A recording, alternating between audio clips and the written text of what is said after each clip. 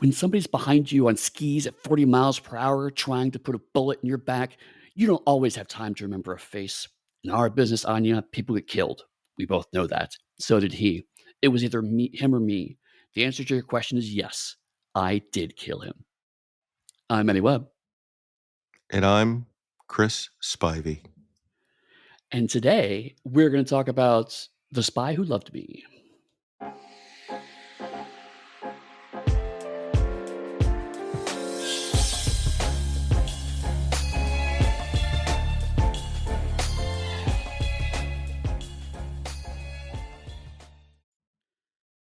Hello and welcome to the third part of our James Bond run.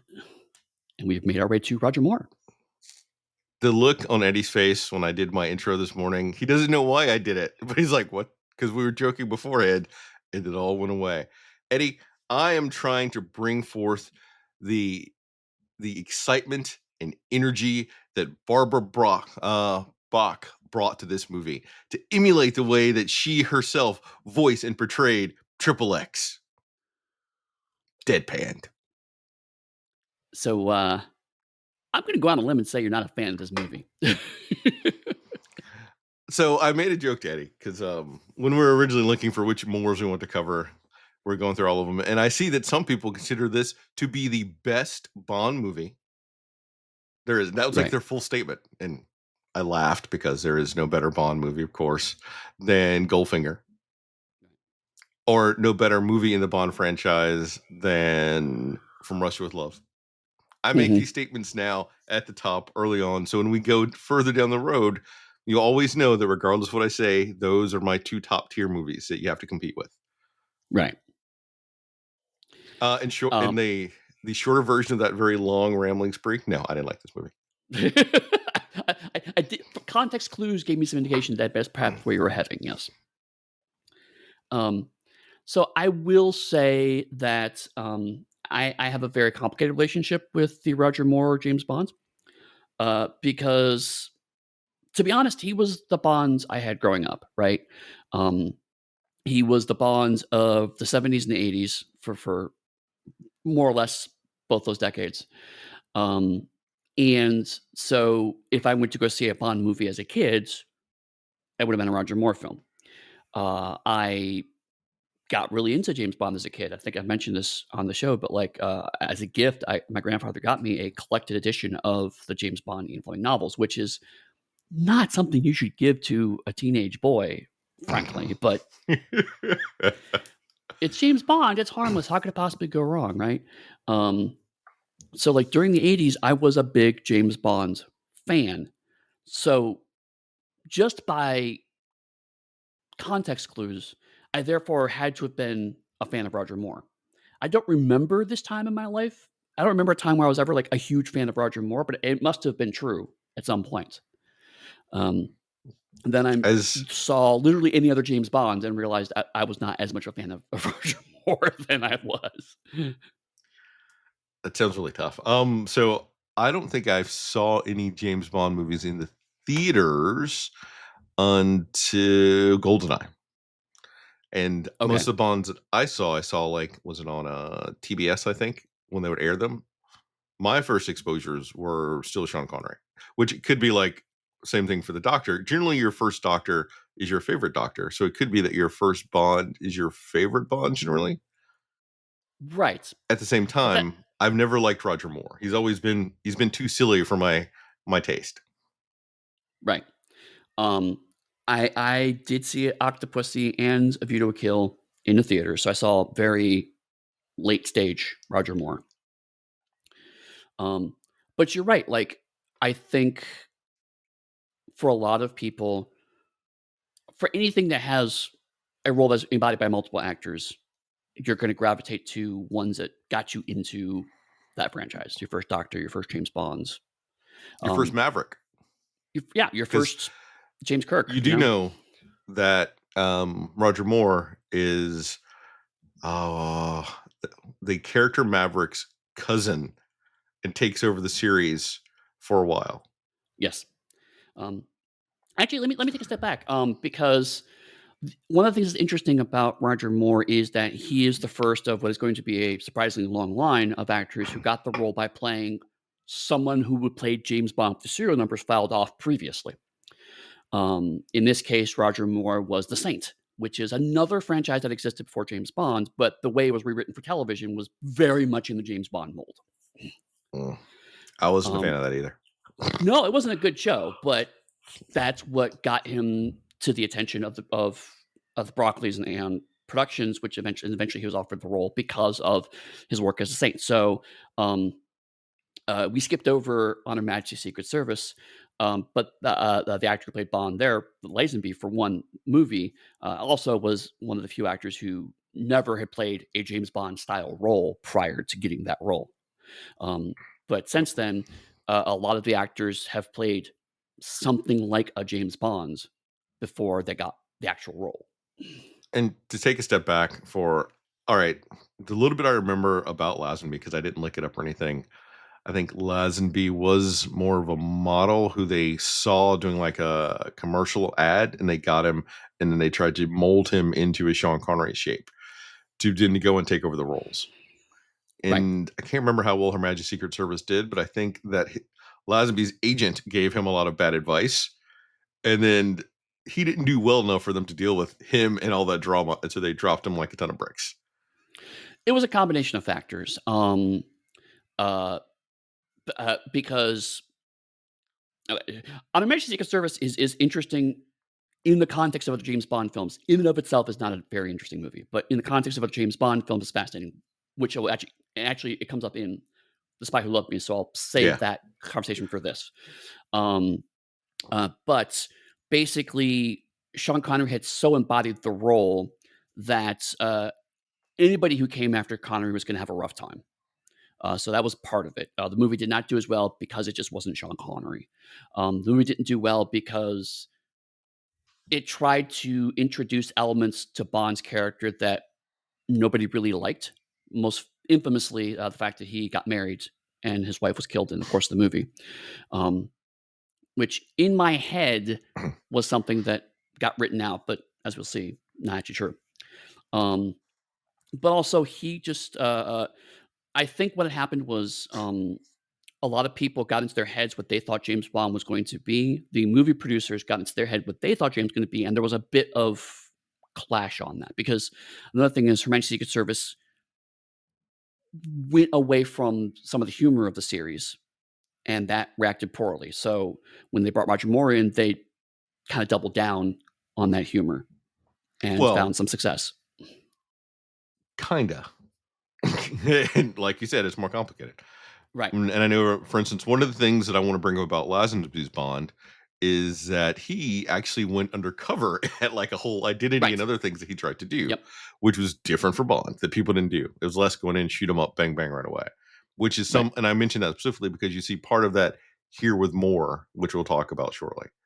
right, But Moore's Bond was still written for the first couple in a Sean Connery-esque way. right. And that greatly impacted like The Man with the Golden Gun, plus a lot of other things impacted that movie. But it was blah. And that's why this movie specifically is written for Roger Moore, because that's what Gilbert, the new director, wanted. Like he and Moore got together to write the character in this comedic, farcical way, and they brought in even a new writer to do rewrites, Christopher Wood, to help them make all that happen. Yes and no. Again, it's complicated because uh, the previous Moore movies had like genuine running jokes. Like there was a comedic American character who appeared in two of those movies who was a running joke because he was just an incompetent and also kind of a sop to try to get Dukes of Hazzard fans interested in the franchise. It was very bad. Um, but you're right in the sense that The Man with the Golden Gun tanked, and it was both a commercial and a critical failure. Which I can at least attest for the fact is that if if you have Christopher Lee as your villain and the movie is bad, something has gone horribly wrong with your film. Um, Well, if your big thing for your villain is to give them a third nipple, you've already like gone out of the way. You're like, that's a Kevin Smith joke waiting to happen in Mallrats. Side note, but uh, all my life, I always felt like I was someone who really liked Christopher Lee as an actor, and yet every time Christopher Lee comes up on his podcast, I have been proven wrong. So, like, do I actually like Christopher Lee? Am I just convinced myself that I like Christopher Lee? I think from what the little bits I've read, I think Christopher Lee was a dynamic, amazing person. Some of the Right. roles that Christopher Lee's in are not the best, and I think we've been touching on more of the roles that aren't the best. I know, but it is the interesting trend of, like, this podcast is not presenting him his best light, at least. Um, but you're right. So, in the And sense if that Christopher Lee was still alive, you wouldn't say that to Christopher Lee because Christopher Lee was like fucking badass in the military and other no, stuff. no, Chris Lee as a person is amazing. Um, as an actor, leave that for history to decide. But you're right in the sense that uh, uh, the movies prior to The Spy Who Loved Me were also funny. The Spy Who Loved Me is actually probably one of the least funny of the Moore films, I would think. I haven't actually watched some of his later stuff, but I believe that's the case. But you are correct in the sense that a lot of the humor, a lot of the um, Connery era Bond's humor is situational humor. The gags are things go bizarre and chaotic around Bonds, and Bonds just no sells it. His inflappability with a bit of a smirk is the gag, right? Bond himself is not necessarily funny, but he's the only one who kind of gets the jokes happening around him. So that's why he can pull off having a rubber duck strapped to his head when he's infiltrating an underwater base, right? Because it's like it's just my disguise. What could you possibly be laughing at? While he also secretly, he's secretly in on the joke, but he's not himself funny. Roger Moore is actually funny, and so The Spy Who Loved Me is where. Well, okay, let me phrase that. Roger Moore is trying to make his character funny. Let's put it that way. Thank you. And I would even go so far as to say he has a certain style of humor that maybe doesn't appeal to me. Um, but the point is that this James Bond is a James Bond who sees the humor of the world and tries to engage with it. And so the surrealism of James Bond gets damped down for a bit as they retry things with Spy Who Loved Me, and then they slowly bring it back in over the course of the next few movies. Okay, I say slowly. Moonraker's next, so maybe slow is not the word I want there. But So one of the things about Bond now is that after Connery, the entire name of our podcast is journalists for a reason. But if mhm, you look at the Bond movies themselves, they try to like latch on to whatever genre was popular during the creation of that movie. yes, Like the movie before this, God, which one? No, which one was it? this Eventually, they tried to latch on to like black exploitation for one. that's Live and Let Die. This Yep, tries to latch on to Jaws, literally the movie Jaws that came out, yep, and you have a mhm. character named Jaws. Moonraker tries to say, "Oh, Star Wars came out, that must be successful," and then try to latch onto that, and it continues to do that. It's chasing other people's fame to give it more of a upswing for financial success. Right, and part of the reason they could do that is because, right before Ian Fleming died, when he realized how popular the books were, and as you pointed out, there was some controversy about what was in his novels versus what was in his scripts. The deal going forward was he only licensed the titles of his Yeah. novels, but not the contents of them. So, The Spy Who Loved Me, the movie, has nothing to do with the novel, The Spy Who Loved Me. And in fact, that's a trend going forward. Going forward, any of the movies that actually use names from an Ian Fleming book have zero to do with the contents of Zed's story. So they had carte blanche to just do whatever they wanted.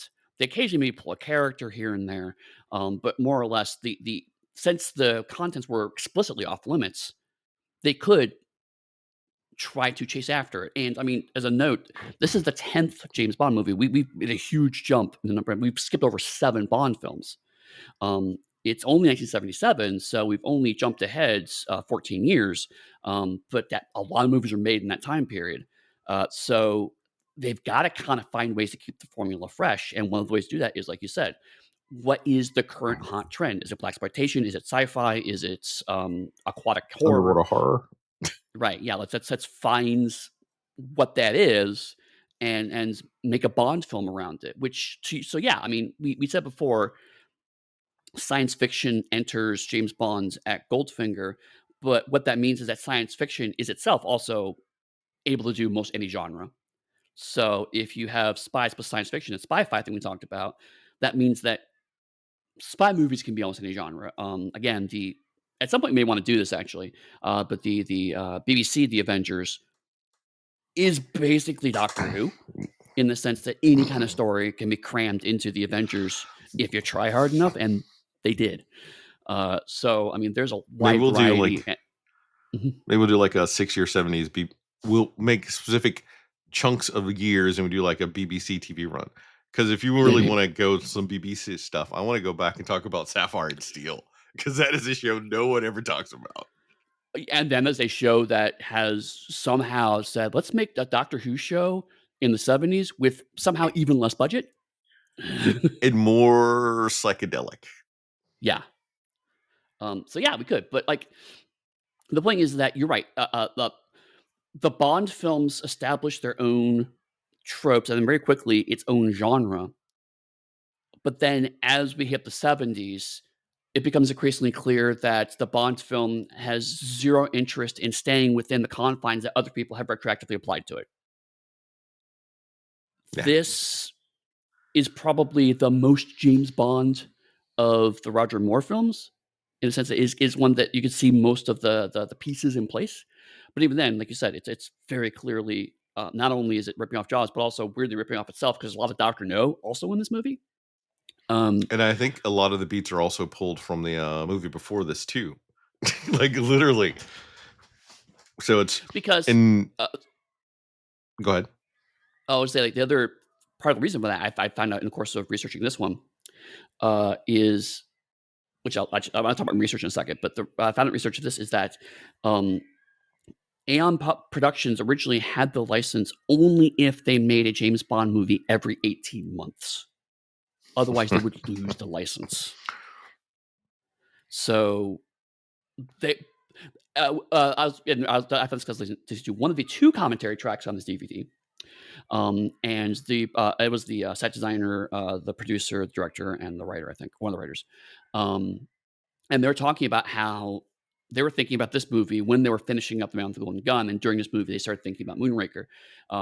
It was such a conveyor belt that basically sometimes the set people were building sets for this and building sets for Moonraker more or less at the same time. So that's why if we do cover Moonraker, I think Moonraker has many similar beats to this movie, except in space. Right, right. Because funnily enough, we mentioned like writers, BBC like writers and people from the 60s and 70s. I think one of the people that submitted a script for this movie was Jerry Anderson, who Yes, did the array of different like shows and stuff. And I can't remember if Jerry Anderson's script gets converted into Moonraker or if they got inspired enough by it to make that script and then like boot him to the side. I do know Jerry Anderson did the model work or did some of the model work with the team on this. So he was part of that team. So yes, I think if he was not directly involved in Moonraker, he was at least friends with enough of the people that I'm sure he had some influence on it. Yeah. And funnily enough, one of the people that I think they were talking about, so the directors was Spielberg, also one of the people that was considered for director for this movie. I can't remember. But yeah, they turned him down. Yeah. He actually offered to direct this movie, and they turned him down. Guy Hamilton, your buddy from last time we talked, was set to direct, but he went off to direct Superman, and then lost a job to Richard Donner. So may not I have would been the have best loved choice to for him. have seen a guy Hamilton Superman though. Oh, if he made Sean Connery and everything so super pulp, I want to see what he would have done with a superhero in a movie. I feel like a Guy Hamilton Superman would have probably got us closer to what we now consider the MCU style superhero movie, Yeah. as opposed to Richard Donner, who tried to take it seriously. And it's like, no, it's Superman. You can't really take it Ugh. seriously. Ugh. And so I uh, guess for point of reference, I've yet to see the new James Gunn Superman. So we've either recorded before, during, or after, and I may have wanted to see the movie. I may not have wanted to see the movie, but either way, I haven't seen it yet. that's very quantum of you. Rich has Thank you. Chris simultaneously both and have not seen and or interested in seeing a movie that may or may not exist. Yeah. What can I say? I'm consistently inconsistent. I got to stick with my trend. Right. The reason why I brought up the DVD briefly is that of all the Roger Moore DVDs, Roger Moore gets a separate commentary track on all of them. And I found out during the course of that this is his favorite film. I only listened to a few minutes of it because, to Roger Moore's credit, he recorded these mid 2000s, like 2009, 10 ish. So he was fairly elderly man at that time. Yeah. And he straight up says, I don't remember anything from these movies. I barely remember what happened. I have never watched them before. I don't know what's going on. So I'm just going to talk about stuff that comes to mind. And he talks about almost nothing to do with the movies, which is fantastic. I love the fact that there's an entire commentary track of Roger Moore is going to talk to you about his life while a movie happens to be playing in his vicinity. But I didn't watch that because that was going to be helpful for us. Jeez. That's ridiculous is what that is. Right. But he remembers liking this film. Want to take a step back actually to something else we're talking about originally when they're writing the film, originally they had, I think they even referenced like Blofeld and Spectre and other things, but then Kevin McClure heard about it, who was a person that originally sued them and is like their litigious antagonist, came in and said, you can't do that. I own Blofeld and Spectre. And they Right. had to like totally rewrite and take all that out because McClure was working on his own film. I think this is around the time when he was working on was it Never Say Never Again with Sean Mhm. Connery that was going to pop out, but it was called something else at the time. It wasn't that. It was a different name. Right. And so they had to remove that and do some rewrites. Yep. I can. There's a point in here. Well, I'll point it out. But this movie was rewritten up to the point they were shooting it because there's a chunk of this movie that was decided on the day of shooting, and it's wild to think that that changed. But yeah, no, this movie was a mess behind the scenes apparently. In Oh terms yeah. of the writing, I should say the model people, the production team apparently were very efficient, very productive, and because one of the model makers was on there, I learned a whole bunch about how they made the models, and the models are fantastic. Like points where like there's seen this movie that having watched it previously, I had no idea were models until they're pointed out as such. So there's some fantastic model work on this, but they were also just rewriting scenes like on the floor. So And that's good to hear because from my understanding, the business behind it was like just atrocious all the way through. That's yeah, why this is the first just broccoli film and there's no Schwartzman to it because I think that person overextended themselves and to like sell off their parts of the company to broccoli. yep, That's why it's just broccoli's name on it. There's like I always want to see the movie of the making of the movie because that is where I think would be so thrilling to actually see business and everything going on. You'd have to truncate timelines though because it'd be sure. boring to watch it in real time. But like so many Honestly, little pieces. a streaming series of just broccoli, how behind following broccoli as he makes these films would be fascinating because, as I understand, it was a dumpster fire from the legal Yeah. perspective on a lot of this stuff. And something in the lines of the TV series on Netflix called the series Who Made Us or That Made Us. Yeah, yeah, Because yeah.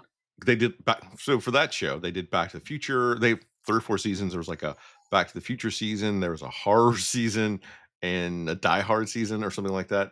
Great series. Haven't watched, go watch it.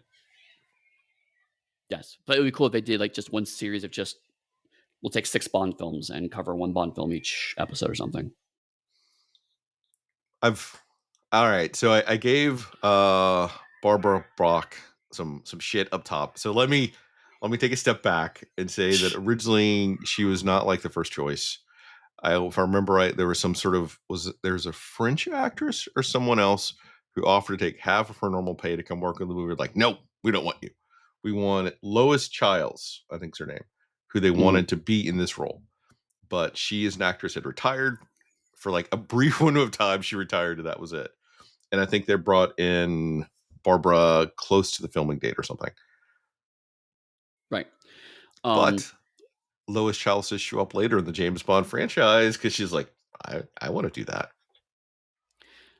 so one thing I found out again, this is the 10th film. At this point in time, uh, it seems based on the commentary I heard that the quote unquote Bond girl, it's a point very much established trope. A lot of times they were hired almost purely because of their looks. We danced around that. in the first two Connery films.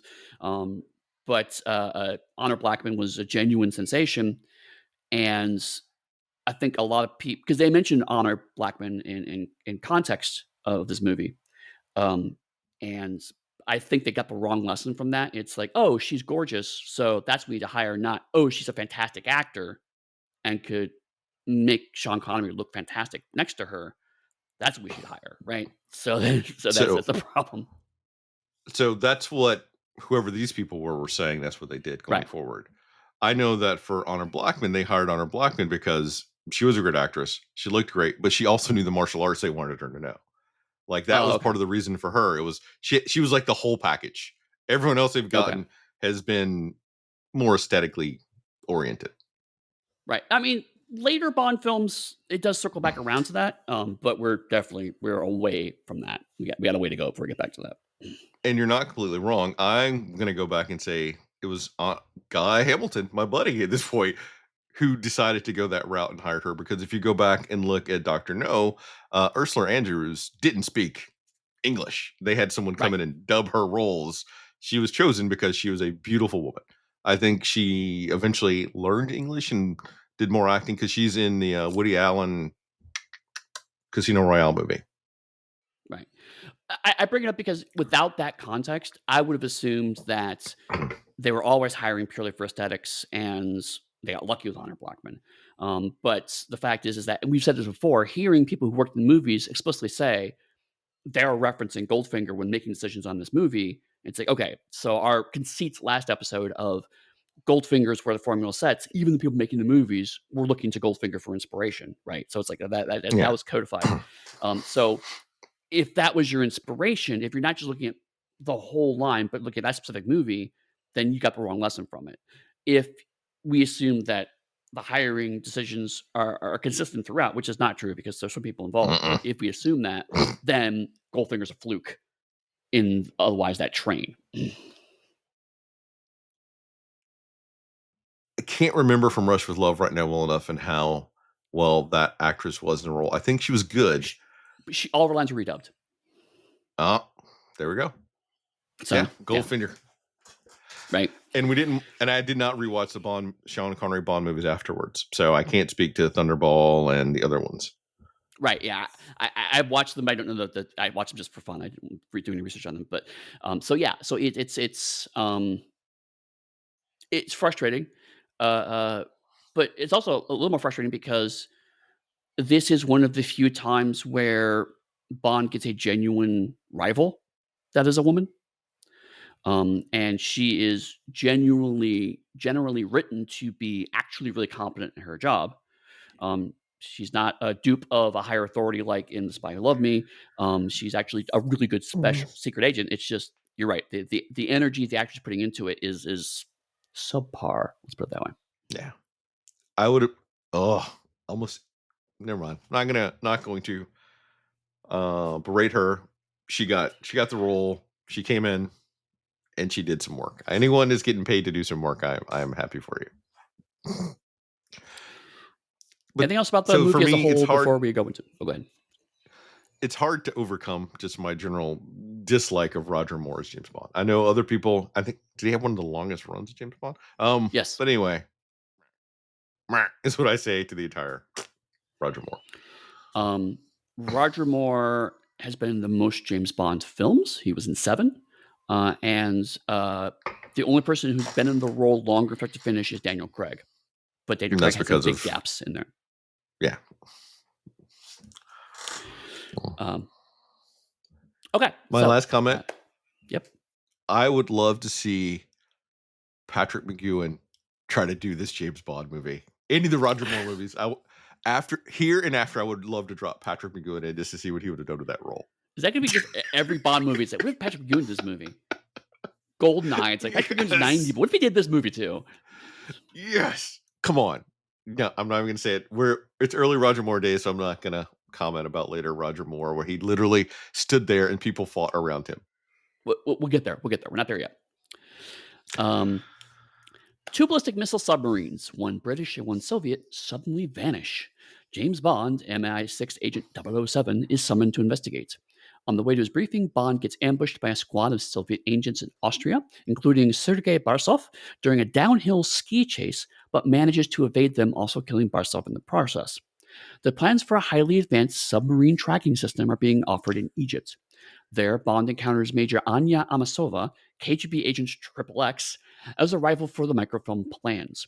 They travel across Egypt together, encountering Jaws. Actually, that's a bit too far.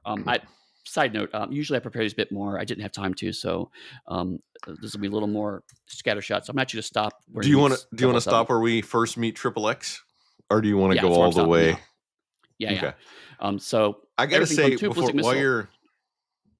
while you're figuring out where you want to stop, and Eddie's nice enough to highlight this for us. I gotta say, Vin Diesel looks really different here, Eddie. What? What do you mean? Vin Diesel was Triple X. Did you not see that? And Sam Jackson was his handler. Oh, I see. That's like you're trying to be funny. That's why I got confused. I would remove the word "try" from your sentence. You are very trying. Um, so no. One of the things I love about watching older James Bond films, in the same way that I love older sci-fi films, is when they try to project technology forward and hilariously miss. In this case, a digital watch that prints out a ticker tape of a message. It's a fax watch, Eddie. That is so sci-fi. And you can laugh at it, but I would totally believe Q, as an older man making guesses about it with super tech, would create an object like that. No, like, to be fair, 1977, I was 3 years old. I would have thought that watch was the coolest thing ever. I'm not gonna lie, right? So, but nowadays, I'm looking at that and it's just like, you're a secret agent. Someone's trying to contact you. You're literally right next to someone, and then your watch is spitting out this long tape, just spelling out your code name, your missions for everyone to read. Oh, loved it. And we opened, well, we don't open, but our first introduction to Bond is Bond having the sex. So Yep. that means that what's the person he was engaging with was already a plant by another government. Why? I don't know. I want to know why, Eddie. Well, I mean, this goes to your point about the cold open often being used to imply another mission before James Bond goes on the mission that will follow him for the movie. Um, and the movie not being bothered to explain what's really going on. Just here's a cool, well, action bit, but in this case, also this bit is really just a James Bond film compressed into like 10 minutes. He's having sex with someone, he's in an exotic location, and he gets into a fight and ultimately succeeds. That's everything people go to watch Bond films for by the 10th film. And so it's all kind of just compressed into basically a YouTube video. The thing, cool, that's an entire Bond film functionally. What's going on with the plot? Who cares? No one watches Bond movies for plot. No one reads Playboy for the articles. This is what we're here for. If Playboy still existed, Eddie, I would read it for the articles. There's a website that has articles. I have no idea, honestly, but I just had to go for the gag. I'm it is obvious that no one really cared about the plot of the movie. They just wanted to make it big. Right. Even here, kind of how Yep. for Goldfinger, they wanted you to know there was going to be ridiculous throughout and actiony, and they put that up front. And here they said, we don't care about the plot. We want you to know that up front. What they Right. did do, though, is spend a fuck ton of money to go to a whole bunch of places and make them look beautiful, which you need for the 70s, because the 70s was not a generally aesthetically pleasing decade to look at. Right. Um, Another thing that's interesting about this movie that the director's commentary pointed out, which is fascinating because I've never found this, I think, otherwise, is that particularly around the last couple of Roger Moore films, there was a concern of an increasing Americanization of the Bond films. What that is vague, but there was a kind of a lingering sense that James Bond wasn't quite as British as he could be. So, as a joke, the prop producer said, "What if we made his parachute into the Union Jack?" As kind of as a joke towards that kind of commentary, right? This film was then shown the first showing of it, apparently Prince Charles attended. And he was amongst the people who stood up and applauded when they saw the Union Jack parachute. So it's like, if that is the joke, everyone missed it. Okay. I want to point out to all of your Bond people out there, the reason you have your Bond franchise is a large percentage of that is due to a certain American president who was assassinated, who came out and said, "This is my favorite fucking book. This is the movie I saw for Dr. No." And they tilted from Russia with Love towards him and gave it a phenomenal success. Ian Fleming sold a lot more books because of J.F. fucking K. So Right. to Americanized, as American, I can't see it, but I do want to point out that like critical to the success of Bond was an American person that helped you do it. The Union Jack coming out doing that didn't offend me at all. I thought it was pretty fucking funny. I thought it was hilarious. But again, like the to me, it was a kind of a sense of something that I've made vague references to, is that James Bond is actually a rubbish spy. It's like, if you are a British agent infiltrating into a foreign country, but your escape plan very clearly tells your company, your country of affiliation, maybe you're not a great spy. But that's not the point of these. You're right. It's spectacle. The point is, they did this because they thought it'd be a joke, and they thought it'd get a good people would talk about it in the media, and sure enough, it was a good spot. People reacted strongly to it. Apparently, American audiences also reacted really well to that moment. It's considered to be one of the more iconic James Bond moments. I don't agree with that, but that is what other people consider it to be because of that. The fact is sort of because people were grousing on whatever the 77 equivalent of the internet was about it is amusing to me. And then why would you Fanzines, I guess. cast I want to say American actress to play like a Russian very badly? Right, right. Um, it brings up to a larger point, which is that Broccoli was American, right? Right. The producers were American, so like the American British amalgam starts day one with the James Bond franchise. So that it's not it's irreducible. James Bond is not exclusively British. He's very much there are at least American filmmaking aesthetic associated with James Bond.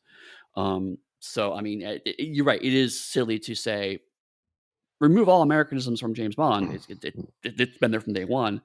But also, this is the start of James Bond becoming weirdly super, super, super British for a while. Like, let's make him as British as possible, to a point where it's almost a caricature of being British, which plays well with where Roger Moore's going to go. Mm. Anyway, So to the actual plot, though, what did you think of opening about like the ballistic missile bit? How'd you like that for the opening piece of the movie, which is like where it was? so the concept I like, it was again very nuclear missile subs were a very hot topic in late 70s. So again, your point about that's chasing what's exciting people are interested in makes sense. We're just around the start of, or right before the start of, Tom Clancy style techno thrillers. Mm. Like Hunt for Mid October is not far from this. So they are very much tapping into this zeitgeist. Those submarines are super roomy. And Almost again, like they're big enough for cameras to stroll around the halls yes, in.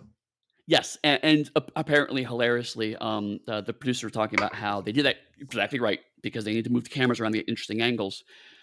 So a bunch of service people saw this movie, got excited, signed up, and apparently wrote them angry letters because they misrepresented what the submarine life was Once again, like. you cannot take life lessons from From James James Bond Bond movies. movies. That's the running theme so far. Jesus, At least it people. wasn't just me. At least I'm not the only one who falls into this trap, so I feel a little better. My last shout out, probably before we move on, is I don't know who that skiing dude was, but kudos to that skiing stunt man who then went off the side of a mountain. Did not even talking about the little cool little double flip that he did, but when he went off the side of the mountain on skis to then take a parachute out.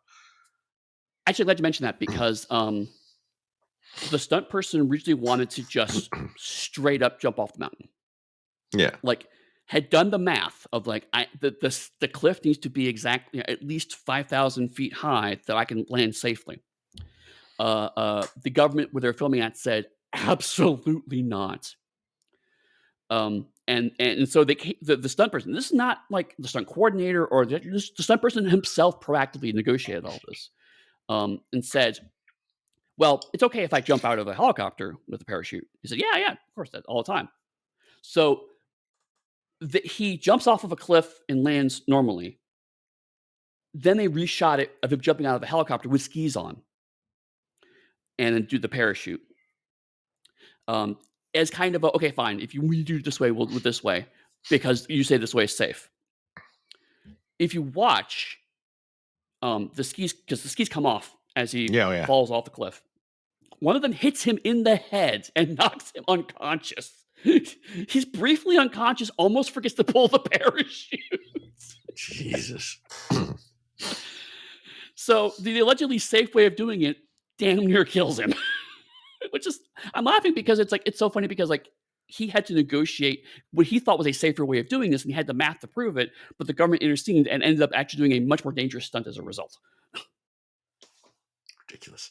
It's then as a side note of interest, isn't it fascinating how brilliant stunt people are to be able to do that? Is he's a person that did all the math and everything else and then did the Yeah. physical action to do it.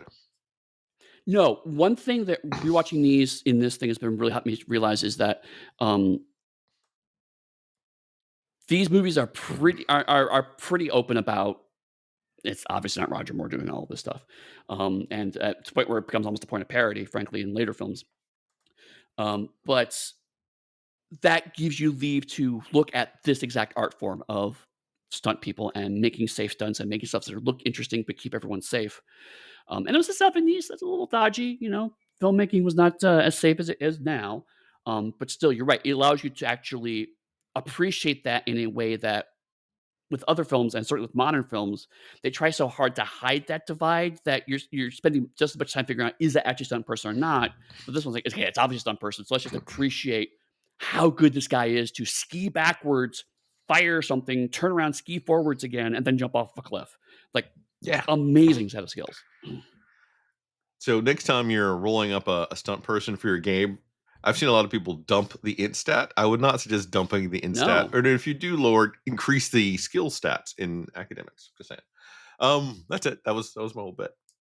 right. Okay. Um, next, they travel across Europe together. Or sorry, they travel like Egypt together. Very different place.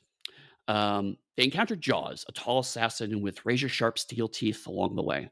Bond and Amasova reluctantly join forces after a truce is agreed by their respective British and Soviet superiors. They uncover evidence linking the plans to Swedish shipping tycoon and reclusive scientist Carl Stromberg. While traveling by train to Stromberg's base in Sardinia, Bond saves Amasova from Jaws, and their cooling rivalry turns to affection. Posing as a marine biologist and his wife, they visit Stromberg's base and discover that he has launched a mysterious new supertanker, the Piraeus, 9 months previously. Jaws, Mm. one of the most iconic henchmen in the franchise. Why? One of the few that I think the only one who's come back for multiple films. Because it turned him into a good person in the next time he shows up. Eddie, that slow metal kiss is not any. It's not creepy. It's a good thing he's strong enough to hold people still so he can bite them. But otherwise, it is ridiculous. So he wasn't strong enough. They had to get a lot of help, especially when like picking people up. He wasn't possible, so there's a lot of people on wires to help manage a lot of that. Oh, Um, so I assume that, but I meant it from the movie perspective that he was strong enough oh, to right, do right, that. right, right. Yeah, yeah, no, no.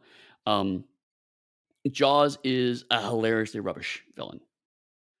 I mean, he's because his first of all, one of a sadly long line of Bond villains that are basically evil because they're disabled in some way. Not great. Second of all, his actual jaws make no sense whatsoever. First of all, there would have to be muscle strength behind those metal things to actually do the things they're supposed to do. Also, why are they razor sharp when they very clearly and visibly are big, chunky bits of metal. There's no actual edge to any of things in his mouth. And also, his lips don't even fit over the jaws. So, I mean, there's so many things that it's like none of this makes sense. But again, making sense is not what Bond movies are doing anymore. And I read somewhere that supposedly they were so painful the actor could only keep them in for like minutes at a time. Yeah. Mhm. I do know If part of the reason why the actor came back was because he was a delight to work with and also had great comedic timing, which we do see in this movie. My question for you is, this movie is 19 essentially 76 is I think it was made, it was released in 77. When did the Legion of Superheroes Matter Eater Lad come into existence? Matter Eater Lad, the greatest superhero that has never been a great superhero, but one of my I, personal favorites. honestly, I think the Legion of Superheroes came around like in the 50s because originally they were a ongoing story in the Superboy comics. I know, but I mean, they introduced Legionnaires in different decades, and I'm trying to Right. figure out, trying to remember when Matter Eater Lad specifically was generated, and if I Matter think it's Eater one of the Lad first ones. influenced Jaws, or if Jaws Probably influenced not. Matter Eater Lad. No, I mean, from an order of priorities, I think Matter that's hard to say it, Matter Eater Lad, uh, came first. I highly doubt that he had any influence on this. I genuinely think it's just "Hey, there's a popular movie called Jaws. Let's make this guy like a human shark." That's probably the beginning, middle, and end of their thought process. I know, but I want to talk about Matter Eater Lad. I know you do. You love him so much. It makes no sense, but What if he's a it's just boy that can eat stuff? anything. That's a whole power set. You can digest it. That's all you got. You're well, that's not true. His jaws are able to bite through rocks and everything, and his teeth don't break, and he can eat it and then digest it. And that's it. That's the full extent of his power set. Right. Um, we also are moving into we're deep in the era of M's office is wherever the fuck it needs to be. Oh, So all right. I don't want to go there yet. I want to step way back because we jumped over some pieces, some beats I want to hit. First, okay. we still have Moneypenny in the office when James first gets the assignment, which I think is great because we get like a Yep. Moneypenny beat, which is recurring. This movie also focuses in more on Bond as a military officer, which I thought Yes. was actually interesting from the whole, from what the other Bond movies we've seen. This shows him in uniform, going around doing things in uniform, being an actual officer in the military, in addition to his spy work, Yeah, which and is that's actually fascinating. one of the few canonical beats actually in this movie is that even in the novels, James Bond did have rank in the Navy. I believe that was because MI6 originally spun out of the Navy, and so they kept the tradition of having naval ranks. But Bond also in the novels did actually was genuinely an officer in the Navy for a short period of time. So yeah, that was a neat touch. And the fact is that he was comfortable on a ship. People were treating him with the right respect. He was wearing a uniform. That was a genuinely cool moment. You're right. And so that was nice to see. And before we have Triple X and Bond working together, it's interesting to see that they had her actually beat Bond. Like, hands down, she wins, which I don't know why Q can't even make a little cigarette thing for Bond like what she had because that was the best. But she defeats Bond and gets the microfilm that's totally relevant, but she doesn't totally win because Bond gets to view it before she takes it. So they have to make sure that Roger Moore's character is still the best. But it was nice to So I see. mean, maybe I interpreted that scene a little differently. But uh, uh, to me, it felt like Moore was pitching it as a bit more like, well, and I did this thing. He does feel like he's compensating a little bit because you're right. She has genuinely won at that point. She's seducing him.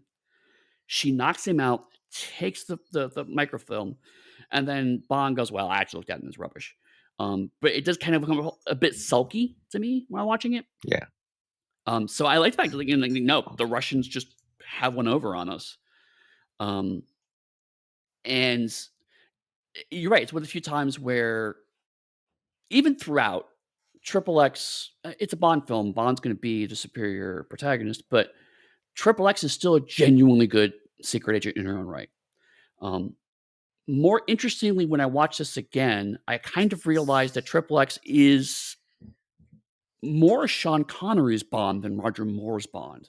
I don't think this is intentional, but it could be read as a bit of meta commentary of the people making the movie going, "This is why the new Bond is better than the original Bond that you love."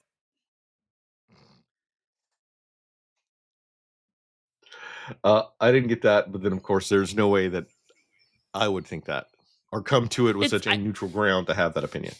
I genuinely think it was no one's mind. I think it's the kind of thing that people who are super obsessed with media analysis, like me, would possibly come to and make an argument for. It's a dumb argument. I even admit that, but it's more interesting to me to kind of like say because Triple X's gadgets are more in that From Russia with Love and Goldfinger vein of Yes.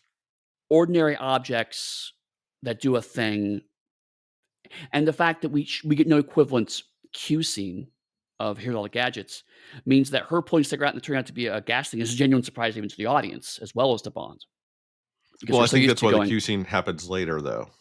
right, right, right. So we have a moment of everyone has gadgets. We don't know what the gadgets are, but it comes as a genuine shock because again, you think Bond's putting the moves on Triple X, and it turns out Triple X has been leading at seduction the whole time, and then she does exactly what Sean Connery would have done, which is seduce someone, get them in a comfortable position, knock them unconscious, and take their shit. So I mean, and that's what she does.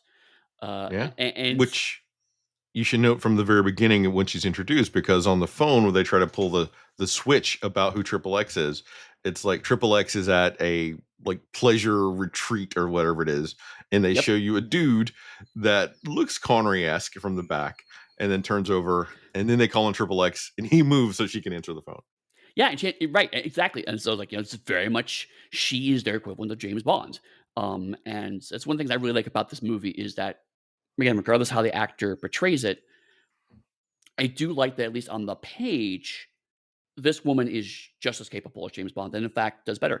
And again, amusingly, one thing I like about what Roger Moore's doing here a little bit is he's a bit petulant. Later on, I'm jumping ahead slightly, but it's a very small scene, so I doubt we'll cover it. Um, she pulls out a cigarette when they're both friends, and he has that moment of stopping before lighting her cigarette again, which comes across as a degree of trust. But also, he kinda makes a joke about it. Is like, "You're gonna blow smoke in my face or whatever." And it's like, he can't let it go. He's gotta get that jibe in.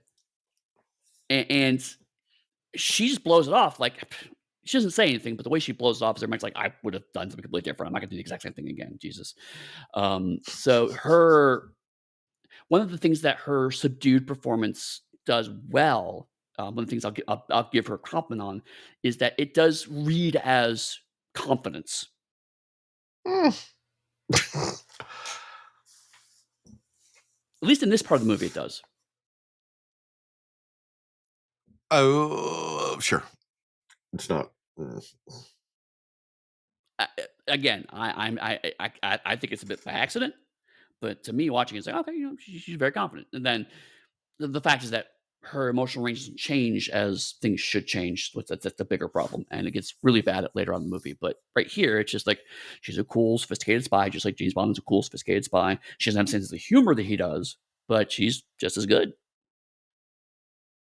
And so that was nice to see and call back to how you were saying to feels more in the Connery era, because we're going to see shortly that Moore's gadgets are very specific Right, to this right. film. One thing I didn't like about this section is that she starts to warm up to him. They pose as husband and wife, which makes sense. Um, an attractive woman who works for Carl Stromberg starts to show them around, and Triple X immediately becomes jealous. And for a second, I thought, is she just playing her role as the wife? No, she's actually sincerely jealous. I was like, oh, of course, two women in the same room, they have to be jealous. Ugh, don't like that. I think that was Carla Monroe, who is the assistant. I don't know who that is. Famous B actor. It's not important. Just Okay, someone I she like. was she was very competent. Yes. But now I was mentioning earlier from Her Majesty's Secret Service about Bond going undercover.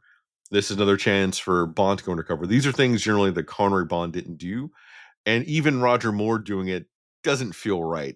It feels odd compared to if you go back and watch Her Majesty's Secret Service. Lazenby was actually pretty good at faking being someone else.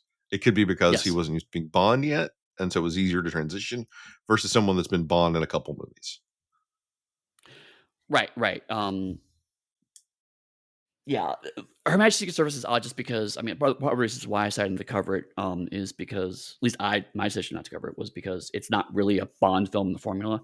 It's a okay film, but if the character was not James Bond, it would probably be received better. The fact that it's James Bond, the expectations built around that, and there's a lot of things that happen that just make it very difficult.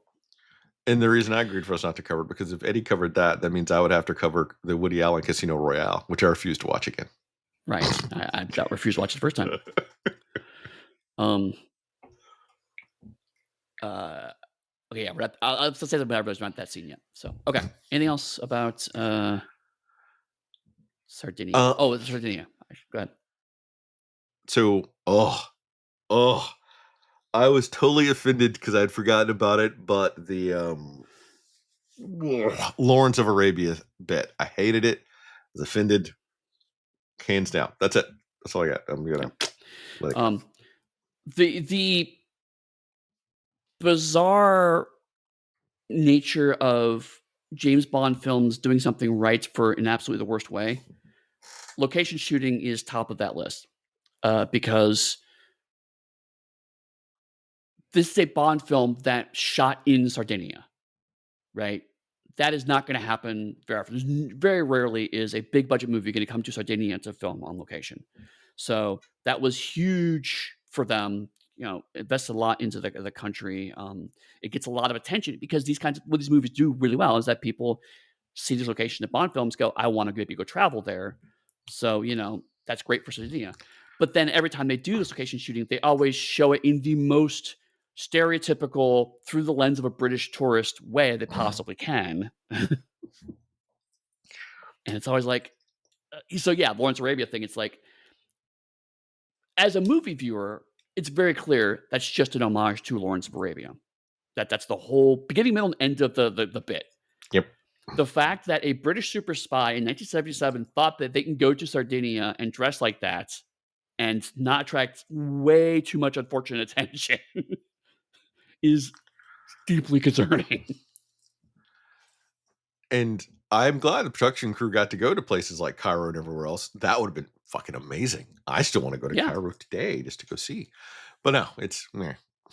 And we get so one of the things I do remember is that I was listening to a podcast actually about the James Bond series a decade ago, and they got in a debate about how Bond in this movie only slept with one woman because they were getting into like the Bond girl thing and everything else. And on rewatching it, it is fascinating to see how wrong they were because they overlooked all these other women. And I specifically mentioned this because of the Lawrence of Arabia scene where he is convinced to partake of their treasures, I think is his exact quote. Yes. Yes. Or the woman that he And kisses and then gets shot by the henchman. Who did right. Yeah. Actually, I forgot about that. Thank you for reminding me because I did see that scene and I thought, okay, clearly the powerful white man is offering up a native woman for sexual favor. Deeply unfortunate, deeply problematic. But in my head, I was like, maybe she's a spy. Maybe there's a no. You never see her again.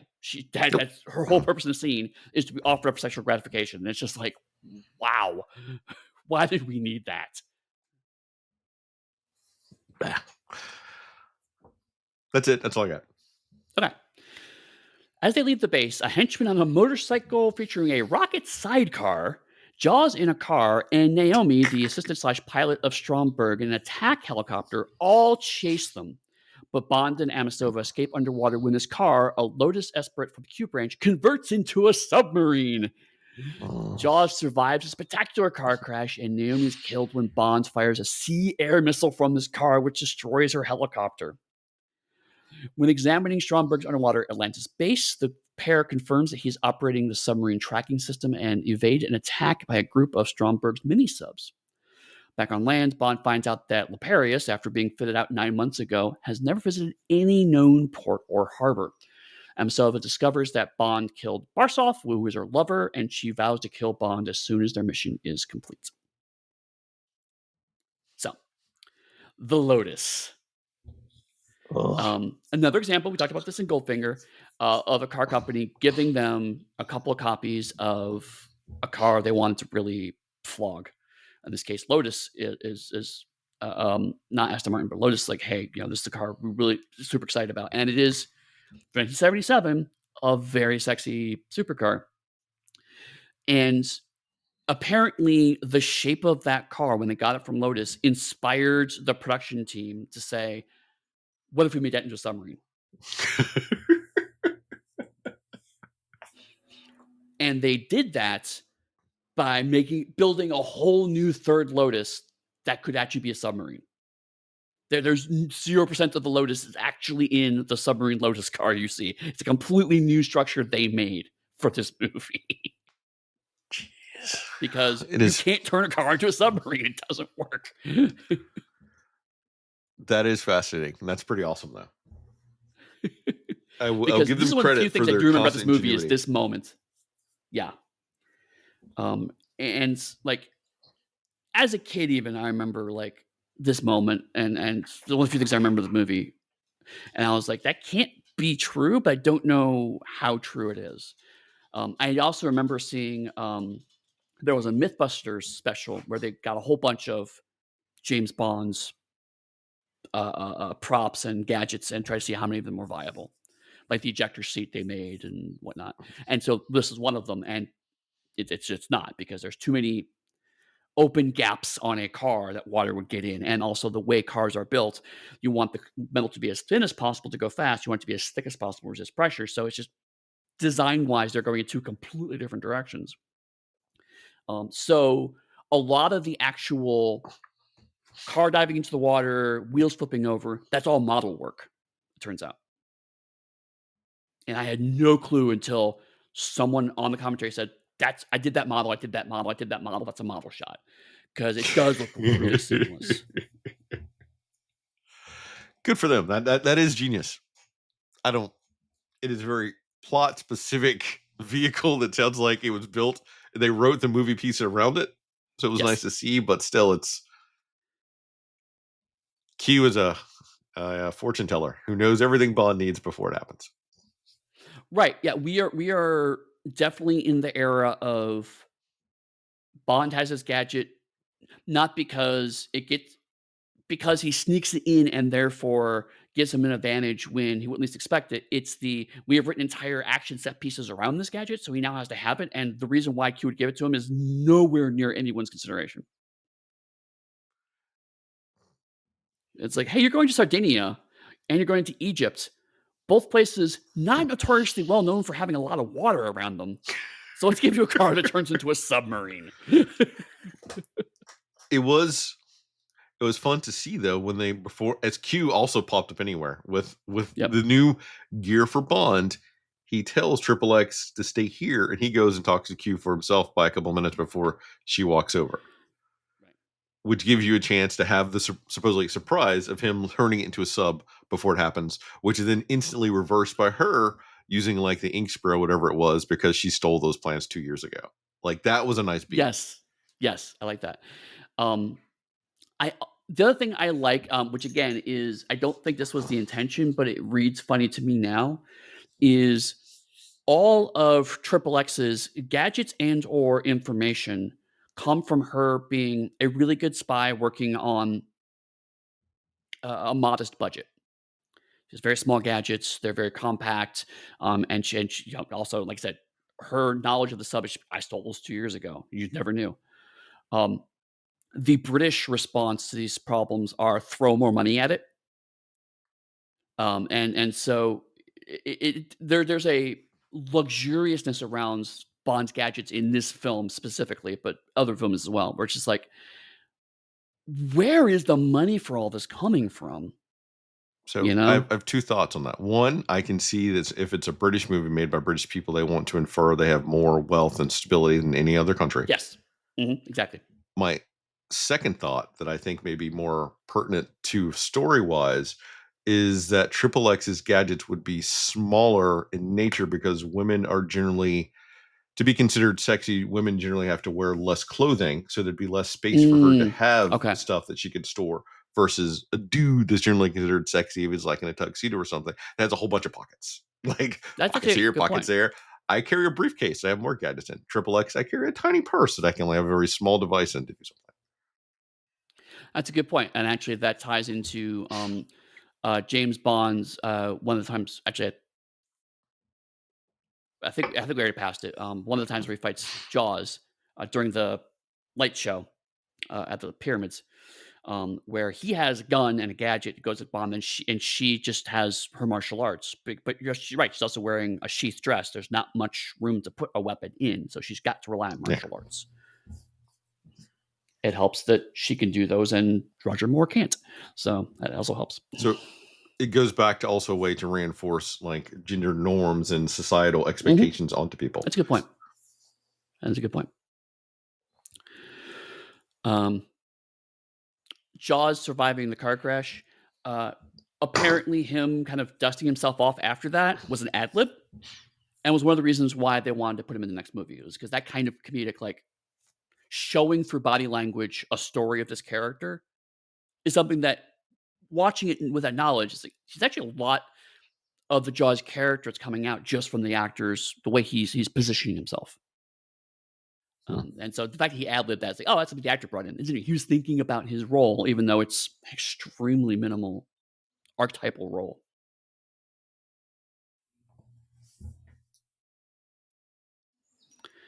Uh, the Atlantis space, turns out that's all model. Um, shockingly, uh, led to Didn't they side build conversation. it? Was that a Pinewood set they built? I thought. Yes, and actually, oh, that's a good point. This movie is when Pinewoods officially built Stage 007, which was the largest soundstage at the time, and it's specifically reserved for the James Bond films. So yeah, that this was a lot of this stuff was done, specifically inside the base, was all done through Pinewood Studios. But part of the reason why that happened was because, as we saw in Goldfinger, James Bond is now starting to get a visual language of very big expressive sets. Um, Again, hilariously applied to things like submarines, but still, the point is that the idea is that those are the kinds of sets that James Bond does now, and they just need a soundstage to they could have a camera pan back that far to see that much of the set and not have it cause problems. So yeah, a lot of that was done in Pinewood, and so this is the first movie where they got to have their own soundstage to do that stuff in. Um, so James Bond is initially sexy in a way just how it's built, but nudity has never been a part of James Bond. Hmm. To the best of my knowledge, this is the first and only nudity in James Bond, and it's subtle. And if you're not paying attention, you miss it. Did you catch it? Uh, I did. I do believe there is more, but I think it is specifically in the kind of 70s era of James Bonds because, um, and I think it was just a time thing. Like I think that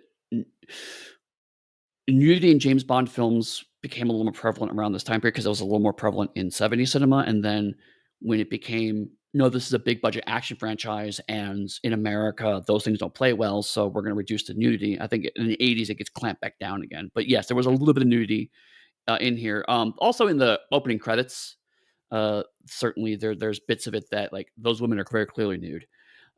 So I mean, yeah, there's bits of it in that too.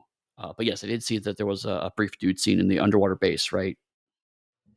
I'm even speaking more specifically of like the Playboy, whatever it is, that's on the wall aboard the ship, which is Oh why I yeah, yeah, mentioned it yeah, yeah. here. Oh yeah, there's a So whole bunch of topless people on those pinups on that base, the submarine. Yeah, but no, there's so actually a woman who was nude briefly in this movie too. they Yeah, needed a success after the failure of the previous movie, and they threw everything at the wall to get it. and Right. I think they even spent as much on marketing as they did to make this film. Yes, I do remember that. It paid off though, but Because they really need this film to succeed because after how bad Man with the Golden Gun did, this wasn't quite the we're worried about the depth of the movie because like I said, they were already working on Moonraker, but this movie needed to do well. because if it didn't, then Moonraker may have been their last film. Right. Or at least Roger Moore's last film. Funnily enough, that you mentioned that the actor who plays Triple X's husband was their backup, I think, for Roger Moore. I think there was even some promotional footage of him in one of the movies. Not, I mean, since Moore's second movie, I think it's floating around as backup Oh, potentially. I okay, I didn't know that. I thought he was the stunt double for Moore. Thought he was a possible No, no, I'm replacement for wrong. Moore. The woman she's sleeping with in that scene you talked about where she answers the phone, that was Moore's stunt double. Okay.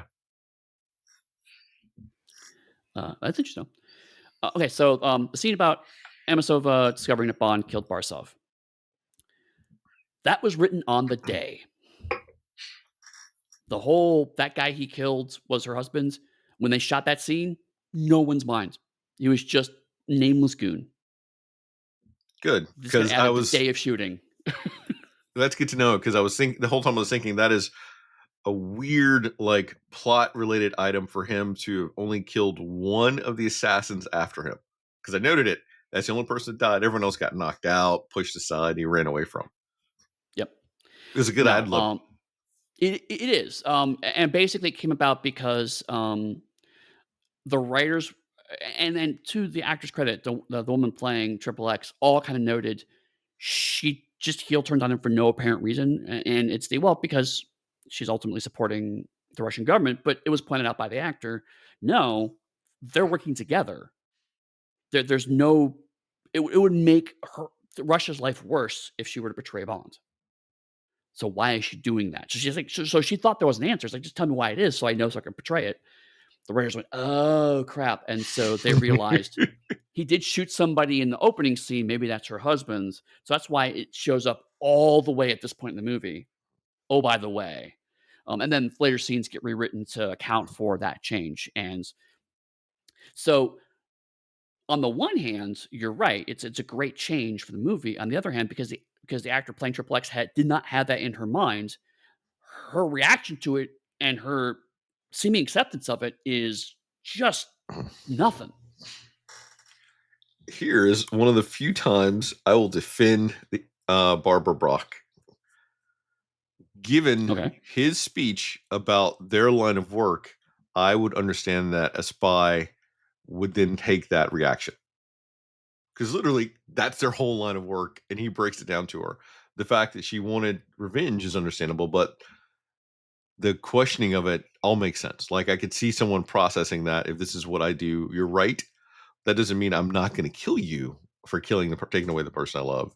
But then it goes back to like Bond's own, like for England, and hers is for Russia, essentially Right. to do that.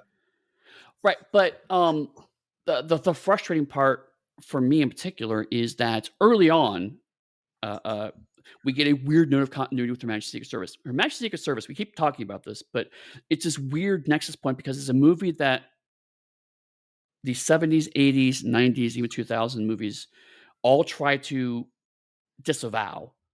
And yet the fact that Bond was married and his wife was killed keeps showing up in movies as a plot point they never have to reference, but it gets explicitly name dropped because she starts to rattle off his CV, says wife was killed, and he goes, "I think that's enough." Um, so the fact that his wife was killed while he was on a mission, and then now her husband was killed while she was on a mission, there could have been a lot more connectivity with that, right? But I let's see, let me I'm finish my sorry. thought Go here. ahead. That's fine. Because his argument is, well, that's just what you do for your country. But he doesn't tie it back to him losing his wife, right? There's so much space in the movie between those 2 points. There's no connection between those points. It would have been very easy to say, "Listen, I lost my spouse during the job too. I get it, but this is what we do." That would have helped sell that whole scene a lot better for me. But to your points, I mean, what I do like about this chunk of the movie is that she's like, "Listen, you're right. This is a job, but after this, I'm gonna kill you." And Bond goes, "That's fair, actually." I do like that reaction of like, "All right, you know what? I deserve that." I do like that bit of it, but it's once it was pointed out to me that was added in, I saw so many seams from that point on. It was like he's like pulling the one thread on a sweater, and suddenly half your sweater's unraveled. It's like I see now so many cracks in the film as a result of knowing that one piece of information. For me, that doesn't bother me that Bond didn't do that is because the difference is Sergey was in the life with Triple X. Diane Riggs' character in Her Majesty's Secret Service was not. She was not a spy. She didn't do any of this bullshit. Yeah, She was I like a guess that's princess or true. some wealthy person's daughter with a bunch of money, and he fell in love with her. She was True, a true. civilian who got killed. Sergey was an agent who out trying to kill somebody, doing the work, got killed. There's a difference. Okay, no, all right. I guess I could see that. Uh, all right, that helps me solve some of it. Uh, and that's good because I'm glad talking about it because I, in general, I do like this overall subplot because it's again, I really like the fact that Bond could have been like, "Let me talk you out of it. Let me try to see issue." No, he's like, "No, that's fair," and really doesn't really push the issue for the rest of the movie. He's like, he makes even jokes about it in a later scene of like, "You're gonna kill me after this, right?" I mean, he's just accepts that this is gonna happen. Now, I mean, it's done with his traditional confidence of like, "Of course, you're not gonna actually kill me because I'm James Bond. God damn it, Jesus! I mean, come on." My name's on the I'm tin. right, exactly. It's like I'm just amazing. So you're gonna try to kill me, and I think it's kind of funny. But he never quite pitches it as being dismissive of her. Not like, "Oh, that's so cute. You're gonna try to kill me." He never does that far. He genuinely respects that she is a threat to him. He's just confident. So I do like that interaction. But again, like the woman playing Triple X, she just not quite pitching it right. And her sudden, "No, I'm actually in love with you. It's fine" thing does kind of come out of nowhere. Mm. Because again, it was never scripted. It was all just the original plan was just she's just a Russian agent. She's trying to be loyal to them, and then secretly, she eventually comes to his side. This whole subplot was added last minute. And then you know what happens? What do you mean? Jaws attacks. Oh, Josh Tex, yes. On the fucking train, just in a closet waiting. Just hanging out, just there. Oh, it was so bad. Um. Oh, and we skipped over the part where Jaws rips apart a car. Oh yeah, that was way early on. That was, Yeah. and But I mean, Moore's just sitting in the car making jokes and quips about their situation. right. To a point, he makes a woman driver joke. Yeah. Which again, Oh, to Trivex's credit, she does not. She's like, "Shut up and help me." It's like, "Stop making jokes. This guy is trying to kill us." read somewhere that for the beats in Cairo in Egypt, like the whole Egypt piece, they had someone there to make sure they portrayed the country properly or Mhm. acceptably. And Roger Moore's quip about Egyptian builders is he mouthed the word and then they dubbed over it later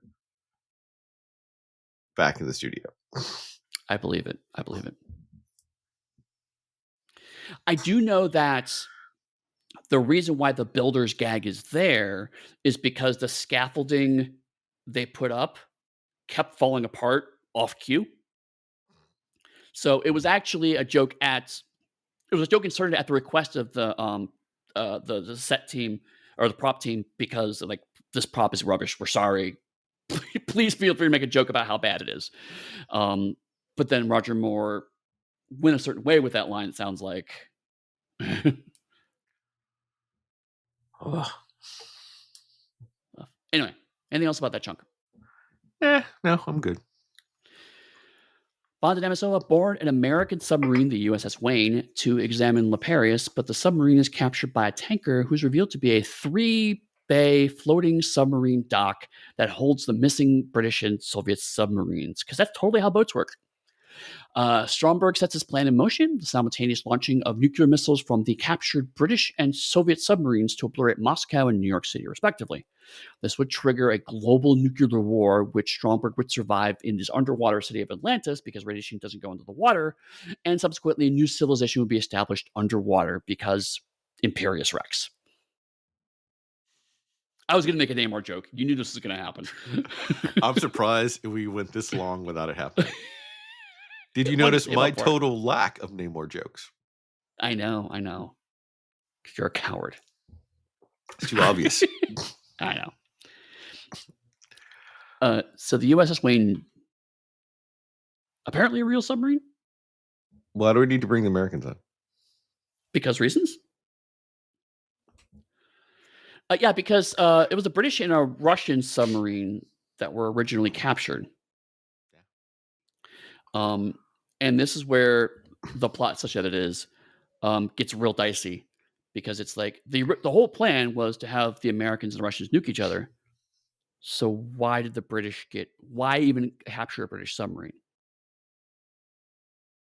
If they hadn't captured a British submarine, James Bond wouldn't have been involved, which means the plan probably would have succeeded.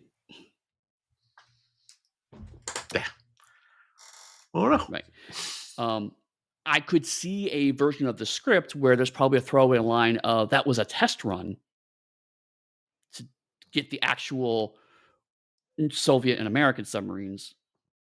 I could see that being a possible line, but it's a flimsy excuse would have been better than what we had, which is just so why are the British involved in this now?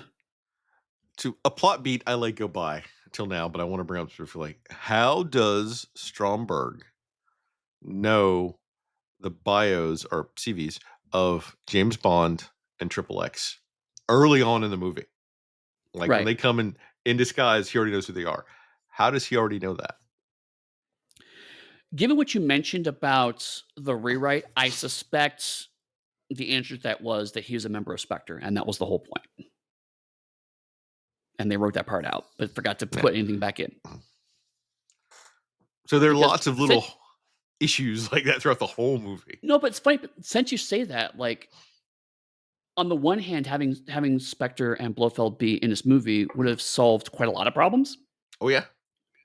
But also just a new problem of, is Stromberg just... So Dr. No didn't work out for us, but it's been 10 years, so maybe if we try this Dr. No plan again, maybe it'll work this time. But again, another thing we have to think about is that, we're not quite to the point where movies are going to be on home video or movies are regularly rerun on television.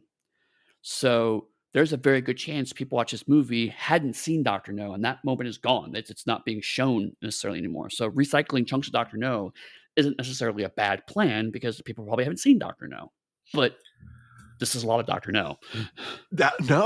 No, this movie was made in 76. I want to say it was 71 or 72 that the Broccoli's and Schultzman at the time made their deal with like TBS or PBS, whoever it was, and they were airing James Bond movies. So really? Was it that early? Yeah. There's like a 4 or 5 year gap already where they're airing James Bond movies, and there aren't a lot of them right now. This is the 10th. So they're on some sort of repeat. So you could eventually see them. Then I don't know why Spectre would try the underwater base plan again. So even you as a viewer may have seen that movie now. It's more likely. Huh. Okay. Then that is a bigger problem than I thought it was. Because and maybe a case of I'm reaching here and I recognize this. I don't think there was syndication was still happening in 77. So no, actually, I don't even have the answer. You're right. It's the mid 70s where that changes. I didn't realize it was that early when they had that movie recycle deal. But I know syndication is becoming more of a thing now. I don't have time to double check, but I'm pretty positive. Okay. Yeah. All right. Well, still doesn't explain the original point, which is why we're on the USS Wayne all of a sudden. You know what, listener, if we're wrong about the redate, if we're wrong about when the TV company in America could start airing James Bond movies, let us know in the Discord. How's that? Yes. And that'll be cool to know, but it won't change this conversation. Do we have to talk about the fact that a boat opening up in the front is exactly what happened to the Titanic, and that's why boats don't work that way, or could we just move on from Nope. You've already stated it. We could move on. that? uh, okay. Global nuclear war would also impact water. That's also, I mean, radiation. That's the whole thing. Do you wanna talk about the overly long movie that this is now? An epic, like, 30-minute gunfight with Americans. I think they brought Americans in because Americans will shoot people. Running around. Maybe, maybe. But I mean, yeah. I mean, in the sense that we didn't talk about this in Goldfinger. Um, if you go from Pressure Love to Goldfinger, the action set pieces are a little more, slightly more manufactured, but they're paced well. Yes, we had that long chase scene near the end of Goldfinger that was very clearly added on, but it was fun to watch and it didn't overstay its welcome, right? Now that we're in 10th movie with Roger Moore, it's very clear a lot of these things exist purely because they exist. And here's we put in a very long fight scene on a submarine because that would be cool. Beginning, middle, and end of the conversation. The And, gold now that you've linked it to Goldfinger specifically, the fact that Sean Connery is trying to defuse a bomb and has to get help to do it, to show you that Roger Moore is better than Sean Connery, your earlier statement that you're he can do it making, himself. Yeah, I Roger was about to say Moore that. defuses a fucking warhead while other people sit Yep. around and watch. Right. Yeah. I Ugh. mean, you could make a charitable argument that he has learned since last time. Hey, maybe I should learn how to defuse a nuclear bomb because apparently it's going to come up with my line of work on a regular basis. But it does kind of read like, look at how much better I am than Connery. Eddie, this whole movie has small dick energy written all over it. That's my final review of the whole movie. Kind of. Yeah, no, you're not wrong. If you rewrite, so they literally rewrote the character for more. There is no reason to then question whether or not what you're doing works, that you have to try to constantly outdo a movie from like a decade ago. That is Right. like the worst. That's why I hate this fucking movie. It doesn't want to stand on its own 2 feet and be its own thing. It just wants to say, I'm better than you. Thank you for letting me finally figure out why I hate this movie. Okay. I'm glad I could help. I don't entirely agree, but I also can't completely disagree either. There is enough of it here that that's what it is. Sure. Like, let me, if you don't mind, let me finish the. There's a little Go bit left ahead. of the movie. Let me just bang through the rest of this, and then we'll talk about wrap up because we're getting there. He leaves Atlantis to get Amosova, but Bond escapes and frees the captured sailors. They battle the Paris crew and eventually breach the control room. This is all the combat scene you talked about. They learn from the dying captain that the commandeer British and Soviet submarines are primed to fire their missiles in only a few minutes. Bond tricks the submarines into firing nukes at each other, destroying the subs and the crews. Victorious submariners escape the Leparius on the American submarine. So good thing they happen to have a spare submarine. Wayne is ordered by the Pentagon to destroy Atlantis, but Bond insists on rescuing Triple X first. He confronts and kills Stromberg, but again encounters Jaws once again, whom he drops into a shark tank by using magnets. However, Jaws kills the tiger shark and escapes. He's later seen swimming away from the carnage. Bond and Triple X flee an escape pod as Atlantis is sunk by torpedoes. Amosova picks up Bond's gun and points at him, but chooses not to kill him, and they embrace. The Royal Navy discovers the pod, and they're seeing an intimate embrace through the porthole to the astonishment of the superiors on the ship. The end. I kind of breezed that because it's really just action beats at that point. Um, but yeah, I mean, it's the only reason why I mildly disagree with it is the sense that it is the 10th movie. Um, People are cooling on Roger Moore. Uh, you have to, at some point in time, either reinvent what worked before or make a clearer, conciser break with tradition. This movie manages to do neither of those things, to be fair. But the fact is,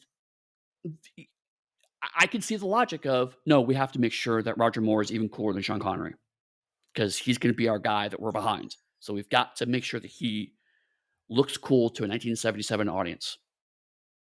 So I can't think why they wouldn't try to do that. But the choices they make to get there certainly do gall in retrospect. Eddie, I'm even gonna go so far as to say I'm gonna go to the very end of the movie and show you why it says it has to be better than Bond. Bond, in the end, after the plane crashes in Goldfinger with Pussy Galore. I didn't think I could say Pussy Galore in this film. Is on they parachute down and he takes a parachute and he tosses them over. So you have that parachute little wave go down. Right. Bond in a super secret sub device, push a button, and little parachute thing comes down, covering both Bond and Triple X. Eddie, it is there's so many things now with Goldfinger in this movie I see in direct correlation of them trying to make Roger Moore cooler in every beat that they rip from Goldfinger. Hands down. Now, Right, but I I'm mean, not saying it's 100%. I'm giving it a good sure. 75%. But I mean, but that brings up the point I made back in Goldfinger, which is that all Bond movies are in conversation with Goldfinger. This one's much more the conversation with Goldfinger if this movie's having is, "Look how much better than Goldfinger we are," and hilariously missing. Um, but the point is that, you're right. They're not they're not explicitly homaging Goldfinger, but they're implicitly homaging Goldfinger. I'm even going to talk about the antagonistic relationship between the super confident female opposite lead. There are so many just beats along the way. Sure. No, yeah, And each is swayed by everyone is swayed by Bond's magical penis. Thought I was going to go the whole episode without saying it, didn't you? There you go. oh, and I didn't think that at all. I'm not going to lie. Every single Bond we do, I'm going to look for the way to talk about the magical penis because it is utterly fucking ridiculous. Oh, yeah, it is. Well, a lot of these movies are ridiculous. I mean, And those beats are just. the fact that all of these naval personnel who've worked at submarines all of their lives didn't think, "Oh, gee, maybe we could just have the missiles point at each other? Maybe that would work." But that goes back to Mm. reinforce your thing, Eddie. They've irradiated all the water when the missiles blow up in the water, hit each other. But according to Bond science, everything's perfectly fine because they're in the water and radiation doesn't expand. And naval ship people would likely not have explosions of that magnitude go off so close to their own vessels. Right, right, But you don't come to James Bond for science and life lessons. right. No, I mean, if you come to this movie for, I'll make a bunch of cool set pieces and some interesting acting, this movie gives you a lot of that, all those things. There's lots of visually interesting things happening on the screen multiple times. Um, Putting it in direct comparison to Goldfinger, like we are, it's very clear this does not stack up, right? No. It The it doesn't have the same magic. the compliment I will give this movie that I will not give Goldfinger, because we even pointed out in Goldfinger, is that Bond in this movie is a more active protagonist than what Goldfinger is. Because in Goldfinger, he's captured Yes, early on in the film, and then he's just dragged along for the plot. Here, technically, Bond and Triple X are investigating. right. Technically, Um, I don't see that as an advantage necessarily, because one of the things that early Connery did, later Connery doesn't do this, but the early Connery Bond does give the fact that Bonds can fail and stumble, and that doesn't detract from the movie. In fact, it makes the movie more engaging. Bond only really stumbles a couple of times, and they're both at the Hinge Triple X. So props to at least having a woman character get one up on Bond. That's a novelty. Um, but otherwise, Moore is just hyper competent and can do everything. He is the Mary Sue, right? He can just do yeah. everything. And that's not going to go away for a good long time, sadly. I'm not speaking of the competence level that they're giving Bond because that is utterly. I'm saying the fact that Bond as a character is making active choices Oh, okay, I see what you're saying. versus Goldfinger, where Bond he makes choices, but they're reactionary choices, and so that is a boon I'm giving this movie. I'm trying to give it something, man, and Sure, so sure, that's this fair. is something it's doing, and I think from a viewing perspective, that's great. Like that's a solid plus for this movie that I do not like. Versus Goldfinger Right, that I do like, that's a solid negative that Bond doesn't get to be that active person. Like shit happens to Bond and Bond goes, all right, fuck, I'll do this. Fuck, I'll do right. this. That's fair. The other thing I will give this movie is, and something that Bond movies would do actually for quite a long time, is that For a movie made in 1977, the technology behind the making of this film is fantastic. The model work is really, really great. The props are really well done. The action set pieces are actually done in a lot of visually interesting places. They're all also themselves visually interesting. We talked about the stunt work of the skiing as an example, but there's a lot of very well executed stunt work throughout the whole film. So like taking the actual story out of it, which is again we talked about that, but like just as a bunch of action pieces slammed together, it's extremely well made film in that regard. Um, and we don't often talk about the prop departments and the set departments and the actual cinematography of these kinds of films because usually we're talking about the directors or the writers or the actors. And this is a good reason to do that because the director and the writers and the actors are all kind of a bit of a mess in this film. So being able to say, okay, but just looking at it as a visual spectacle, it really nails that. Yeah. That's been one of the joys actually of talking about these early Bond movies is we get to talk about the production people and the work and craft they put into it because for one, they're on the commentary, and for Yep. two, they could nothing could really be digital back then. So that is Yep. fascinating to actually get to see all the hard work and hundreds of thousands of hours poured into making these things happen and look good. Yeah.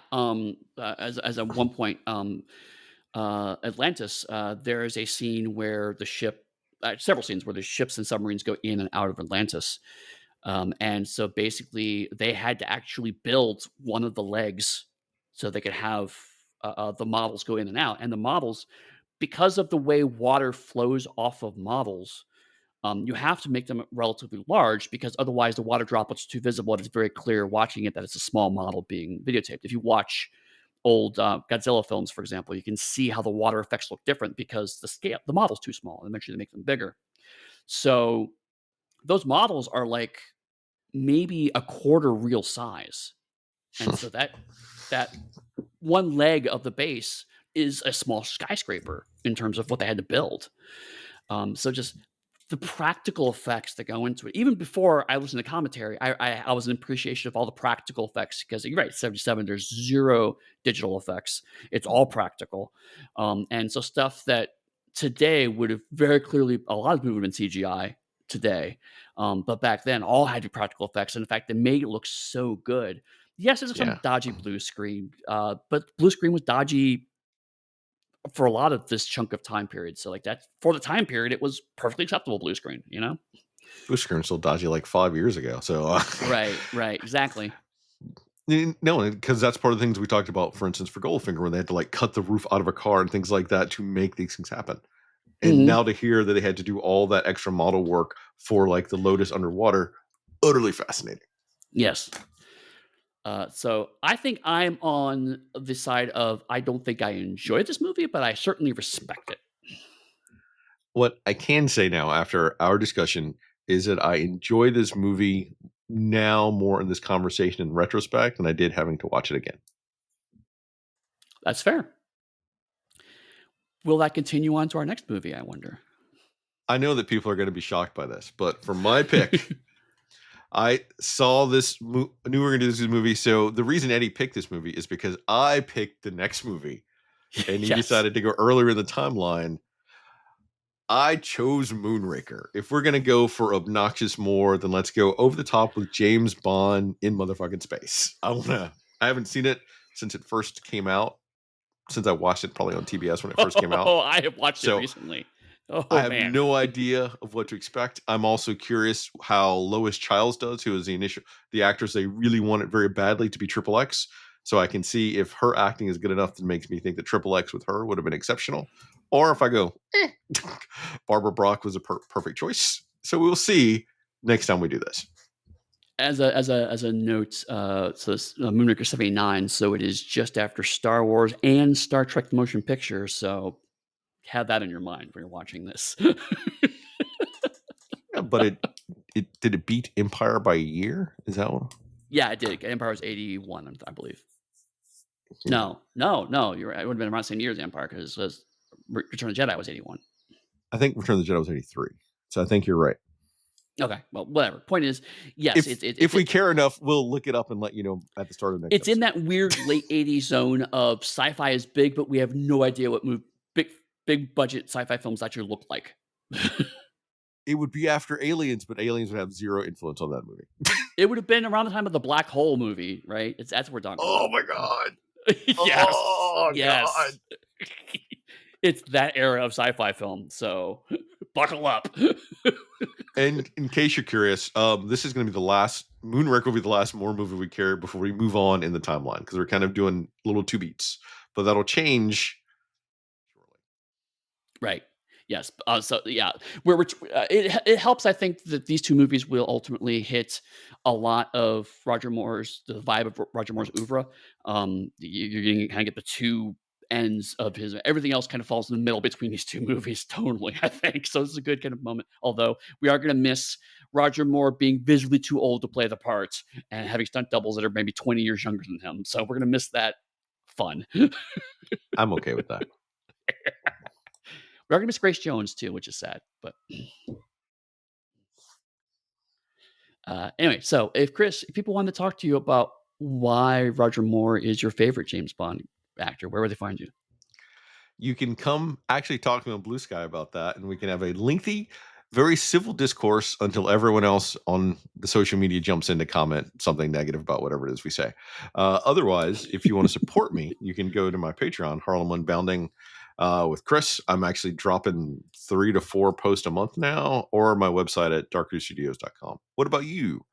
If they want to come tell you why Sean Connery should have been replaced by Patty McGowan, where can they do that? Patty G is I'll now call him going forward. Patty G. You can find me at pugsteady.com. That is my website. That's also where I am on Blue Sky. Or I'm also in the Darker Hue Discord, usually just hanging out and currently just kind of groaning about how Doctor Who is going these days because I'm an old man on my couch talking about the kids these days don't understand, don't get it. You're not going to bait me to talk about that show. Excellent. So we will see you next week when we talked about Moonraker.